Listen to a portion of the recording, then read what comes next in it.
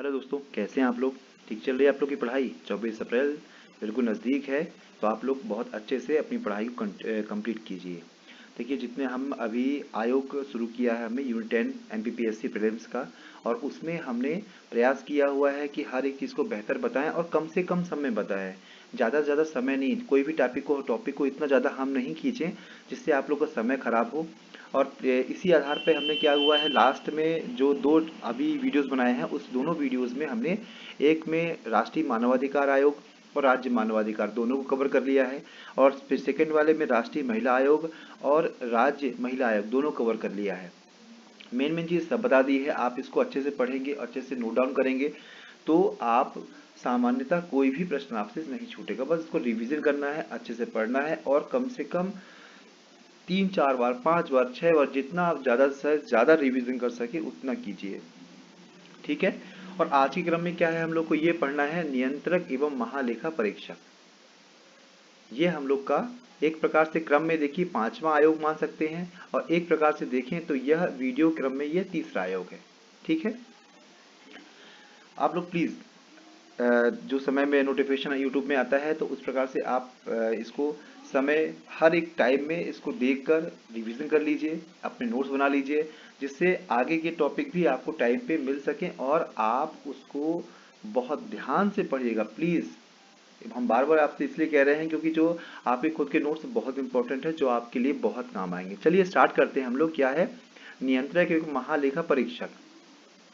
Actually नियंत्रक एवं महालेखा परीक्षक, इसके सबसे ही आप लोगों को समझ में आता होगा एक्चुअली है क्या ये वास्तव में जो भारत सरकार है, भारत सरकार के जितने भी मद होते हैं, जितने भी वित्त होते हैं, उन वित्त के लिए जिस प्रकार से वो खर्च होता है, वो कहाँ खर्च होगा, जिस मद के लिए खर्च के लिए पैसे लिए गए हैं, क्या वास्तव में वही खर्च हो रहा है, कहीं और तो खर्च नहीं हो रहा है। आपने देखा होगा जो बड़े बड़े घोटाले पकड़े जाते हैं, वो क्यों पकड़े जाते हैं, जब इस तरह का जो संस्था होती है ये अच्छे बारीकी से क्या करती है, उसकी छानबीन करती है, जानकारी करती है, तब मालूम चलता है कि यह वास्तव में इसका जो धन का दुरुपयोग किया गया है, और कहीं ना कहीं जिस मद में धन लिया गया है या जितना लिया जाना चाहिए उससे कहीं अधिक मात्रा में लिया गया है, तो ये भी एक नियंत्रण का रूप रखता है। ठीक है। अब देखिए इसकी प्रकृति के बारे में बात आते हैं। ये है संवैधानिक। संवैधानिक प्रकृति कैसे है आप भी जानते हैं। संवैधानिक या जो संवैधानिक और सांविधिक किसे कहते हैं। देखिए संवैधानिक क्या है, जब भी किसी भी आयोग का गठन संविधान के आधार पर होता है तो वो क्या कहलाता है, वो संवैधानिक कहलाता है। और जब क्या होता है, किसी भी आयोग का गठन सरकार के द्वारा विधि बनाकर किया जाता है तो वह क्या सांविधिक कहलाता है। इस बात को बहुत बहुत ध्यान से आप समझिएगा। हर एक आयोग में ये चीज समझने को आपको आना चाहिए, जिससे क्या होगा, यदि प्रश्न में आ जाए कि कौन सा सांविधिक है कौन सा संवैधानिक है, तो आपको अच्छे से पता होना चाहिए। ठीक है। चलिए अब देखिए एक शब्द होता है लेखांकन। ये लेखांकन क्या है। लेखांकन एक्चुअली एक प्रकार से हम लोग कह सकते हैं अकाउंटिंग।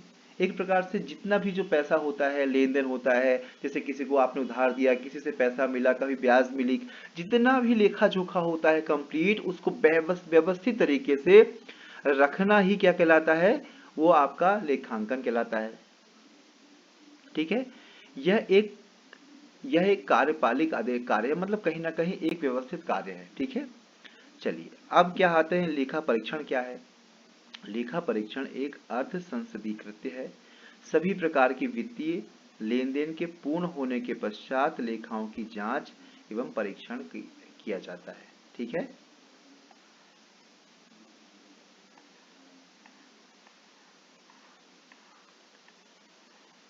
हाँ, अब देखिए क्या है ये। भीमराव अंबेडकर ने एक बार कहा था कि 4 संस्थाएं बहुत महत्वपूर्ण हैं, जिसमें से एक संस्थाएं कैग को भी माना है। उन्होंने 4 संस्थाएं बहुत कही थी, ये महत्वपूर्ण है, उसमें से एक संस्था कैग को भी उन्होंने बताया है। तो अभी तक हमने क्या समझा, पहली बात तो एक ये संवैधानिक संस्था है। ठीक है। दूसरा क्या है ये, दूसरा ये है कि ये कहीं ना कहीं लेखांकन, वित्त कैसे उपयोग होगा, सही जगह उपयोग हो रहा है कि नहीं हो रहा है, इसके बारे में वो उसमें चर्चा होती है। ठीक है। अब हम लोग थोड़ा सा इसके ऐतिहासिक पृष्ठभूमि में आ जाते हैं कि ऐतिहासिक पृष्ठभूमि इसकी एक्चुअली है क्या। ठीक है। शुरुआत में जब बहुत समय पहले जब ईस्ट इंडिया कंपनी का शासन था तो 1753 में EIS लेखा एवं लेखा परीक्षण विभाग बना। कब बना? 1753 में। इसको एक इसकी शुरुआत मान सकते हैं या इसका बीज के रूप में मान सकते हैं कि यह इसका प्रारंभिक रूप ये रहा होगा 1753 में। फिर क्या हुआ? 1857 की बात आई। जो 1857 है इसमें क्या है?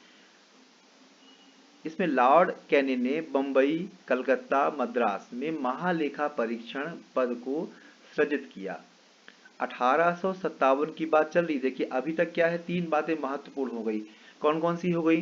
पहली बात तो क्या हो गई, यह एक संवैधानिक निकाय है। दूसरा क्या है, 1753 में एक शुरुआत कहाँ से हुई? EIC लेखा एवं लेखा परीक्षण विभाग बना। फिर 1857 क्या हुआ, इसमें लॉर्ड कैनिंग ने बंबई, कलकत्ता, मद्रास में महालेखा परीक्षण पद को सृजित किया। किसने किया इस पद को? ये लॉर्ड कैनिंग महाशय हैं, ठीक है ना, इन्होंने ही सृजित किया। 1858 की बात आती है, मतलब ठीक एक साल बाद। क्योंकि देखिए 1857 तक पूर्णतः नियंत्रण या आंशिक नियंत्रण कहीं ना कहीं प्रत्यक्ष या अप्रत्यक्ष रूप से ईस्ट इंडिया के हाथ में ही था। ईस्ट इंडिया जो कंपनी है उसके हाथ में था। लेकिन क्या हुआ, जब 1858 हुआ, इस अधिनियम, ये भारत शासन अधिनियम है, इसके तहत क्या हुआ, पूरा पूरा का पूरा नियंत्रण किस पे? ब्रिटिश ताज के हाथ में आ गया। मतलब कंट्रोलिंग पावर कौन हो गई? ये हो गई लंदन में बैठी हुई ये अंग्रेज सरकार। और वह उसने क्या किया, एक सचिव है, सचिव की नियुक्ति की गई। सचिव क्या करता था? ये हो गया लंदन, ये हो गया भारत, ठीक है, ये भारत हो गया, ये लंदन हो गया। इन दोनों के मध्य एक सेतु का काम करते थे। क्या करते थे? ये सेतु का काम करते थे ये, ठीक है। अब क्या हुआ, ये पूरा नियंत्रण अब ब्रिटिश ताज के हाथ में आ गया। कहाँ गया? 1858 में। और उसी समय महालेखाकार का क्या हुआ, गठन किया गया। कब किया गया? 1958 में, ठीक है। डेट याद कीजिएगा, 1858, माफ कीजिएगा, 1858 की बात कर रहे हैं। ये भारत का प्रशासनिक नियंत्रण ब्रिटिश ताज के अधीन आ गया। महालेखाकार जो कार्यालय है उसका गठन भी 1858 के समय हुआ। अब हम लोग बात आते हैं 1860 में। अभी देखिए तीन बातें फिर समझिए। पहली बात क्या हुई, पहले ये एक संवैधानिक क्या है, संवैधानिक आयोग है। दूसरा, इसकी शुरुआत के तौर पे ईस्ट इंडिया कंपनी के समय हुई। लेकिन वास्तव में क्या है, 1858 का जो अधिनियम आया, उस अधिनियम में क्या हुआ, महालेखाकार का गठन हुआ और पूरा प्रशासनिक नियंत्रण ब्रिटिश ताज के हाथ में आ चुका था। 1860 ये बहुत इंपॉर्टेंट है। सर एडवर्ड ड्रमंड को पहले ऑडिटर जनरल, कौन है, पहले ऑडिटर जनरल के रूप में ये इनको नियुक्त किया गया। क्या नाम है इसका? सर एडवर्ड ड्रमंड, ठीक है ना। इनको इनको नाम बहुत अच्छे से याद कीजिएगा। 1858 में क्या हुआ, महालेखाकार का गठन हुआ। और 1860 में क्या हुआ, सर एडवर्ड ड्रमंड पहले ऑडिटर जनरल बने 1860 में, ठीक है। इसके कुछ समय बाद भारत के महालेखा परीक्षक को भारत सरकार का लेखा परीक्षक और महालेखाकार कहा जाने लगा। सबसे पहला पद क्या था? ऑडिटर जनरल का। इसके पहले क्या है, महालेखाकार कार्यालय था। तो ध्यान से आप लोग देखें तो 1858 महालेखाकार कार्यालय बना। फिर 1860 में सर एडवर्ड ड्रमंड है, ये क्या हुए, पहले ऑडिटर जनरल बने, ठीक है। और इसके बाद जो आगे व्यवस्था बनी उसके आधार पर इनका पद का नाम क्या होगा, लेखा परीक्षक और महालेखाकार। 1866 की बात करें, ये क्या है, इस पद का नाम बदलकर नियंत्रक महालेखा परीक्षक कर दिया गया। कब कर दिया गया है? 1866 में। 1808 फिर रिपीट कीजिए, 1858 क्या है, महालेखाकार। 1860 में पहले ऑडिटर जनरल। 1866 में क्या है, नियंत्रक महालेखा परीक्षक, ठीक है। और वर्ष 1881 में इसे भारत के नियंत्रक और महालेखा परीक्षक के रूप में नामित किया गया, ठीक है। 1881 में फिर से रिपीट कर रहे हैं, 1858 क्या है, महालेखाकार कार्यालय हुआ लेखाकार का। फिर 1860 में क्या हुआ, पहले ऑडिटर जनरल कौन, सर एडवर्ड ड्रमंड बने। और बाद में क्या हुआ, 1866 में क्या हुआ, इसका नाम बदलकर नियंत्रक महालेखा परीक्षक कर दिया गया। और 1881 में नियंत्रक और महालेखा परीक्षक कर दिया गया। प्लीज इसको आप लोग नोट डाउन जरूर कर लीजिएगा, ठीक है।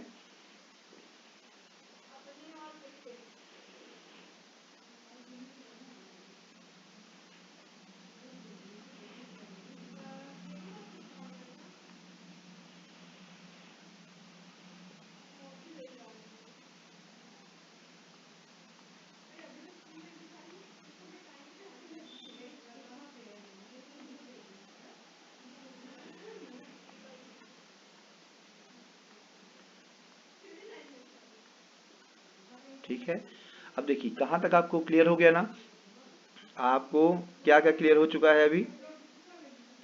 1800 1858 को महालेखाकार का कार्यालय बना।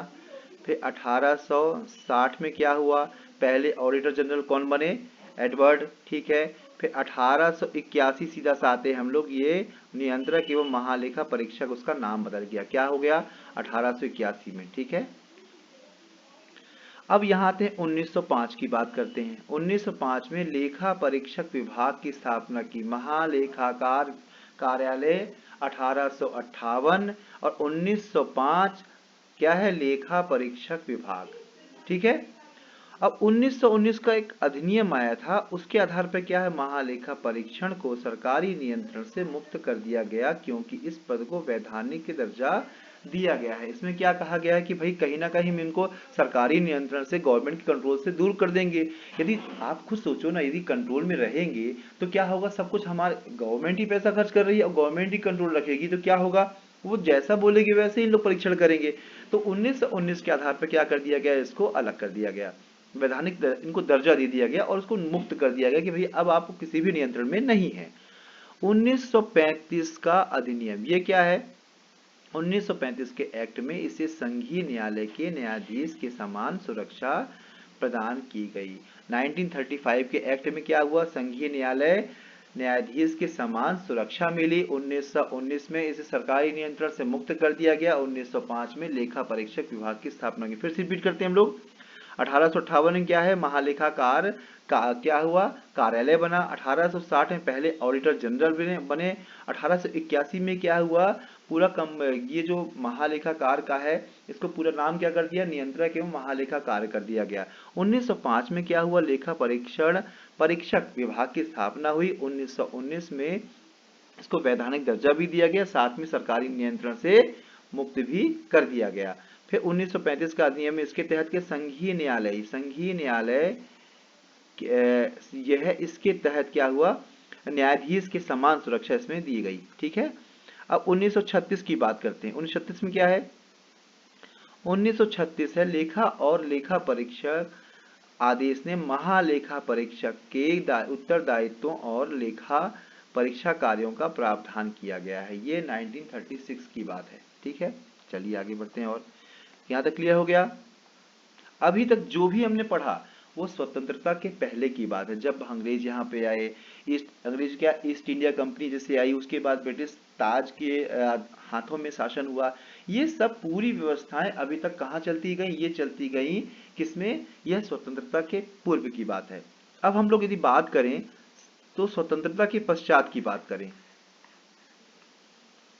स्वतंत्रता के पश्चात इसमें क्या हुआ, भारत के स्वतंत्रता व संविधान के बनने के पश्चात क्या क्या हुआ। अभी तक सब कुछ, अब भारत यहाँ स्वतंत्र हो चुका है और संविधान लिखा जा रहा है, और संविधान लिखा जा रहा है उसमें क्या स्थिति हुई वो समझते हैं हम लोग। देखिए, महालेखा परीक्षक का नाम बदलकर नियंत्रक एवं महालेखा परीक्षक हुआ तथा उच्चतम न्यायालय के समान संवैधानिक दर्जा दिया गया, ठीक है।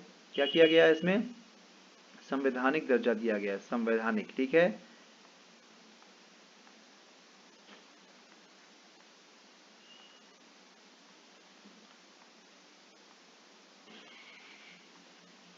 संवैधानिक दर्जा मिल गया कब? स्वतंत्रता के पश्चात, जब संविधान में संविधान लोग का लिखा गया। अब ये है 1958 में जम्मू और कश्मीर कैग के अधिकार क्षेत्र में शामिल है।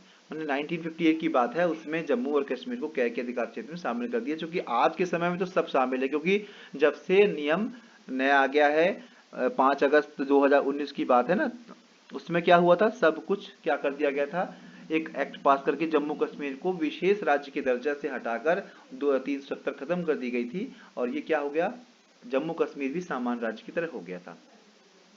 केंद्र सरकार ने कैग कर्तव्य और शक्तियां सेवा शर्त अधिनियम 1971 पारित किया, और इस अधिनियम के तहत कैग को केंद्र और राज्य सरकारों, केंद्र और राज्य सरकार, ठीक है, ध्यान दीजिएगा, प्रश्न में पूछ सकता है, प्रश्न बहुत अच्छा प्रश्न बनेगा। कैग केंद्र का केवल काम करते हैं, कैग केवल राज्य का काम करते हैं, कैग केवल केंद्र और राज्य सरकार दोनों का काम करते हैं, या इनमें से नहीं? तो आपको ये अच्छे से पता होना चाहिए, केंद्र और राज्य दोनों के लिए काम करते हैं, ठीक है। लेखांकन और लेखा परीक्षक दोनों की जिम्मेदारी सौंपी है।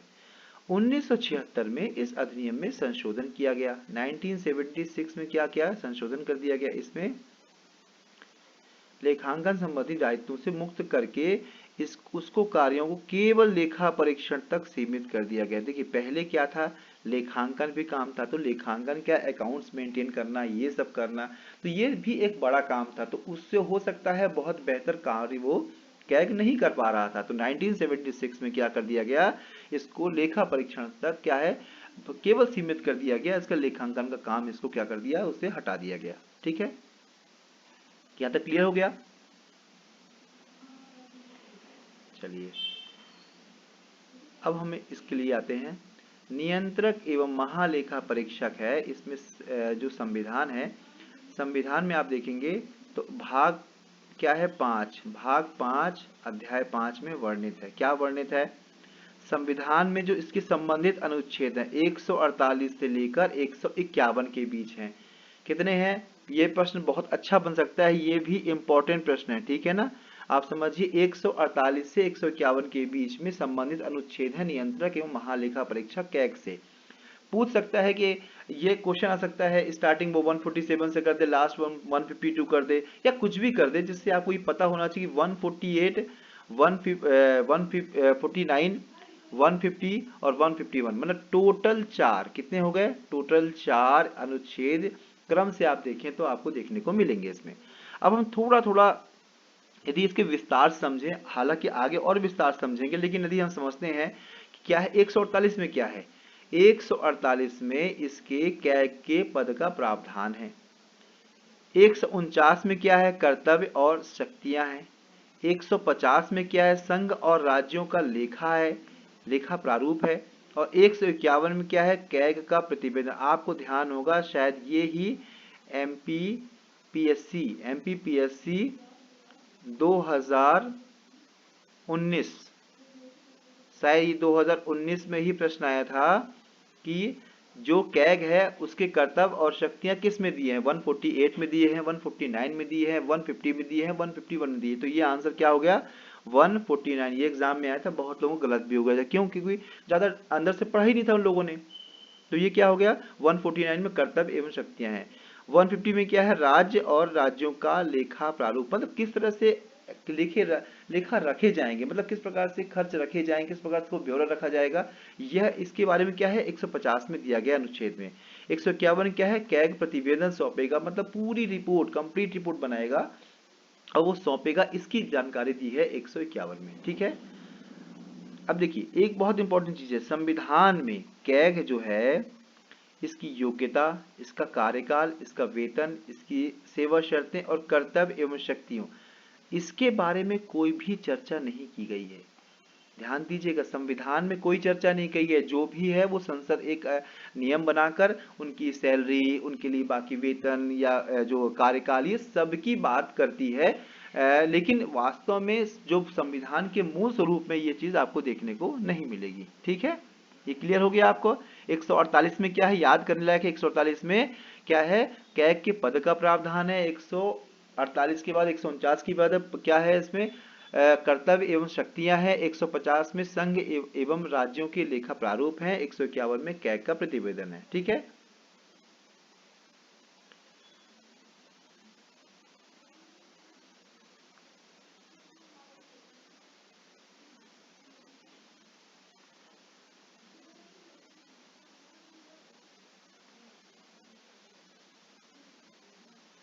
चलिए अब क्या है इसके बाद।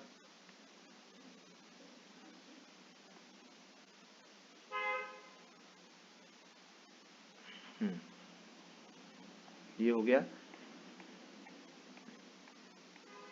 हाँ, नियुक्ति, बाकी चीजें, नियुक्ति क्या होगा, वेतनमान होगा, ये सब का किसी भी संविधान में, मूल संविधान में इसका कोई भी चर्चा नहीं की गई है। तो क्या करते हैं इसमें, तो उनको कैसे मिलेंगे वेतन, कैसे क्या होगा, तो ये इसका जो अधिकार है कानून के माध्यम से किसके पास है, संसद के पास है। संसद क्या करती है, 1971 का एक नियम बनाया है, उसके आधार पर उसकी सैलरी, उसके भत्ते, उसके नियम शर्तें ये उन्होंने बता दिया है। ठीक है, अब हम लोग थोड़ा विस्तार से पढ़ते हैं। विस्तार से मतलब अब जितने भी अनुच्छेद हैं उन अनुच्छेद को थोड़ा विस्तार से पढ़ेंगे। जैसे है कैग की नियुक्ति एवं पद मुक्ति, मतलब कैग कैसे नियुक्त होगा और कैसे वो अपने पद से मुक्त होगा, इसकी चर्चा अनुच्छेद 148 एक में दी है। किसमें दी है, 148 एक में दी है, 148 ए। ठीक है, इसमें दिया गया है, क्या दिया गया है, भारत का एक कैग होगा। मतलब क्या है, महालेखा जो नियंत्रक परीक्षक है वो क्या होगा, एक कैग जो होगा वह भारत का एक कैग होगा। ये किस में दिया गया है, ये 148 में दिया गया है। राष्ट्रपति द्वारा नियुक्त हस्ताक्षर और मुद्रा सहित अधिपत्र द्वारा पद से उसी तरह से हटाया जाएगा जिस तरह से क्या होगा, सुप्रीम कोर्ट न्यायाधीश को हटाया जाता है। मतलब देखिए, पहली बात तो क्या है, नियुक्ति के बारे में क्या होगा, राष्ट्रपति ही उसकी क्या करेगी, नियुक्ति करेगा। राष्ट्रपति क्या करेगा, नियुक्त करेगा और अपने हस्ताक्षर से, पद मुद्रा से उसके अधिपत्र देगा और पद में उसी तरह से हटा सकता है जिस तरह से सुप्रीम कोर्ट के न्यायाधीश को हटाया जाता है। ठीक है ना, तीन चीजें क्लियर हो गई। पहला क्या होगा, भारत का एक कैग होगा। दूसरा, जो नियुक्ति कौन करेगा, राष्ट्रपति करेगा। और जो सुप्रीम कोर्ट का जो न्यायाधीश है जिस प्रकार से हटाते हैं ठीक उस प्रकार से इसको भी हटाया जाएगा। दोनों चीजें किससे मिल गई आपको, दोनों कंप्लीट मिल गई आपको कैग की नियुक्ति एवं पदमुक्ति 148 एक में। क्लियर हो गया आपको, नियुक्ति के बारे में भी हम लोग पढ़ लिए, पद मुक्ति के बारे में पढ़ लिए। अब हम लोग आगे बढ़ शपथ के बारे में पढ़ते हैं। अनुच्छेद 148(2), इसमें क्या कहा गया है, इसमें कहा गया है 148 एक में क्या कहा गया है, इसमें पहली बात तो क्या होगा, एक कैग होगा, दूसरा राष्ट्रपति उसकी नियुक्ति करेगा और तीसरा उसको जो हटाया जाएगा राष्ट्रपति के द्वारा ही। लेकिन जिस प्रकार से सुप्रीम कोर्ट का न्यायाधीश को हटाते हैं ठीक वही प्रक्रिया इसमें भी अपनाई जाएगी। अब शपथ के बारे में क्या है, शपथ के बारे में इसमें बताया गया है जो तीसरी अनुसूची, सामान्य जितने भी बड़े बड़े देखिए, सुप्रीम कोर्ट हो गए, राष्ट्रपति हो गए, आपका हाई कोर्ट हो गया, हर जगह क्या है, तीसरी अनुसूची में एक प्रारूप दिया हुआ है, उसी प्रारूप के आधार पर इन लोग क्या करते हैं, शपथ लेते थे। वो 148(2) के तहत ये हो गया आपका कौन सा, 148(2). ठीक है, राष्ट्रपति या उसके द्वारा नियुक्त व्यक्ति के समक्ष, हो सकता है राष्ट्रपति शपथ दिलवा दे या हो सकता है राष्ट्रपति शपथ न दिलवाए, हो सकता है शायद किसी व्यक्ति को नियुक्त कर दे। तो उस कंडीशन में क्या होगा, उस कंडीशन में ये होगा कि राष्ट्रपति होगा या राष्ट्रपति के द्वारा कोई नियुक्त होगा उसके समक्ष यह शपथ होगी। यह इसकी चर्चा दी है 148(2) में। अभी हम लोग क्या पढ़ चुके हैं, 148(1). इसमें क्या है, इसमें कर्तव्य और शक्तियां दी। इसमें जो 148(1) में दिया हुआ है इसकी क्या होगी, नियुक्ति होगी और साथ में क्या होगा, पद मुक्ति। ठीक है, 148(2) में क्या है, शपथ है। अब हम लोग क्या है, वेतन और सेवा शर्तें, यह 148(3) भी बात करते हैं संसद विधि द्वारा। देखिए संसद कर रही है, ये कौन कर रहा है, पूछ ले एग्जाम में कि कौन निर्धारण करता है वेतन और सेवा शर्तों का, ये संसद विधि बनाकर तय करेगी। कैग, जो कैग है इन्होंने नियम ऑलरेडी बना लिए हैं। ये एक्ट 1971 है और 1976 में क्या संशोधन हुआ था, उसके आधार पर ये कहा गया है कि इनके जो वेतन और सेवा शर्तें इस आधार पर क्या होगी, तय होंगी, और जो भी वेतन होगा वो दूसरी अनुसूची के आधार पर होगा। वहां पर क्या संचित निधि से वेतन होता है, तो इनका भी वेतन संचित निधि से दिया जाएगा। पद नियुक्ति के बाद अलाभकारी परिवर्तन नहीं, मतलब कोई भी जितनी सैलरी फिक्स कर दी गई उससे कम नहीं करेंगे, उससे ज्यादा हो जाए भले ही। अलाभकारी परिवर्तन, ध्यान दीजिए, परिवर्तन हो सकता है लेकिन अलाभकारी नहीं होगा, मतलब सैलरी घटेगी नहीं, सैलरी बढ़ सकती है। ठीक है, ये कौन सी हो गई, 148(3). ठीक है, इसमें क्या दिया हुआ है, वेतन, वेतन हो गई। ठीक है, अब हम लोग क्या आते हैं, पदावधि। देखिए 141 में क्या है, 148(1), इसमें क्या है आपका नियुक्ति और पदमुक्ति हो गई। 148(2) में क्या शपथ हो गई। 148(3), इसमें क्या वेतन हो गया। अब क्या है, कैग की पदावधि की बात कर लें, ये क्या है 6 साल और 65 वर्ष, जो भी पहले हो, मतलब ये अवधि के आधार पर जो भी पहले हो जाएगा उसमें उसकी पदावधि मानी जाएगी, चाहे वो 6 साल पहले पूरा कर ले या 65 साल पहले पूरा कर ले। ठीक है, अब त्यागपत्र की बात करते हैं हम लोग। त्यागपत्र क्या है, चूंकि नियुक्ति कौन करता है, राष्ट्रपति करता है, तो त्यागपत्र भी राष्ट्रपति को दिया जाएगा। ठीक है, वेतन, वेतन वही वाला हमने बताया आपको, उसी के नियम संसद ही बनाएगी 1971 के तहत, लेकिन यह बता रहा है कि सुप्रीम कोर्ट का जो जज है, सुप्रीम कोर्ट के जज के समान ही इसमें वेतन मिलेगा।